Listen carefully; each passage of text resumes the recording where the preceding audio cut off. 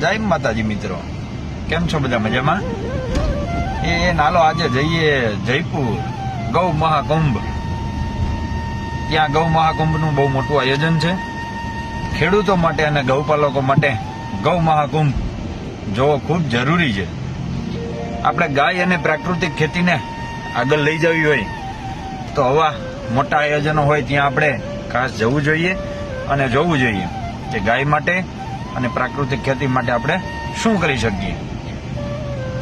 4 તારીખથી 7 તારીખ લગી બહુ મોટું આયોજન છે. આજે 4 તારીખ થઈ ગઈ છે. હું એક દિવસ લેટ છું પણ નીકળો છું. તો આપ ત્યાં હો તો આપણે રૂબરૂ મુલાકાત કરીએ અને હજી પાછળ હો તો આપણે મળીએ અને ત્યાં એન્જોય કરીએ. જય માતાજી.